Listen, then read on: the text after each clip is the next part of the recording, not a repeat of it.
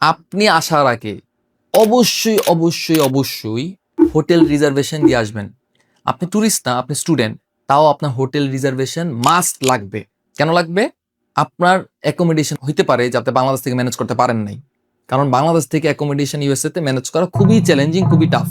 So দেখা যায় যে আপনি এখানে আসতে হবে, এসে তারপরে আপনার ইউনিভার্সিটিতে কথা বলে, ফ্রেন্ডদের সাথে কথা বলে, যেভাবে হোক আপনি একটা অ্যাকোমোডেশন ম্যানেজ করবেন। যদি বাংলাদেশ থেকে অ্যাকোমোডেশন ম্যানেজ না হয়ে থাকে, ওই ক্ষেত্রে অবশ্যই 3 থেকে 4 দিন আপনি হোটেল রিজার্ভেশন দিতে হবে বাংলাদেশ থেকে। এটা লাইক আপনি পেমেন্ট করেও দিতে পারেন অথবা আফটার পেও হতে পারে। হোটেল রিজার্ভেশন লাগবে মাস্ট। হ্যাঁ, এই হোটেল রিজার্ভেশনের ডকুমেন্টস আপনি প্রিন্ট করে, রিজার্ভেশনের যে পেপারটা, ওই পেপারটা আপনি সাথে করে ক্যারি করে নিয়ে আসতে হবে। মানে I-20 সাথে, I-20 যতটা ভ্যালুয়েবল, আপনার হোটেল রিজার্ভেশনটাও কিন্তু ততটা ভ্যালুয়েবল। কেন ক্যারি করতে হবে আমি বলি।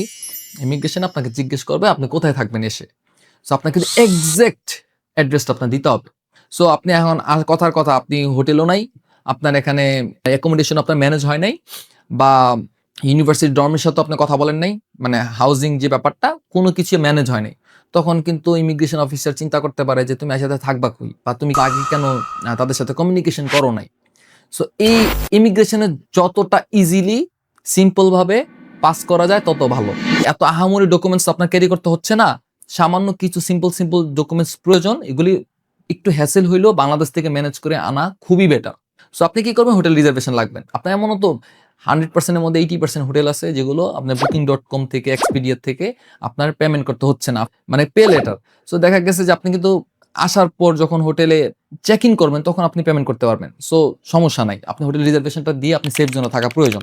সো ইমিগ্রেশনে এটা করার জন্য কি দরকার? এটা করার জন্য ভেরি সিম্পল, এটা হোটেল রিজার্ভেশন। হোটেল রিজার্ভেশন দিবেন, আপনাকে যদি বলে যে তুমি হোটেলে কেন থাকতেছো, তখন আপনি বলতে পারবেন যে হ্যাঁ, আমি হোটেলে থাকবো 3-4 দিন, তারপর আমি অ্যাকোমোডেশন ম্যানেজ করব, যেভাবে হোক না কেন।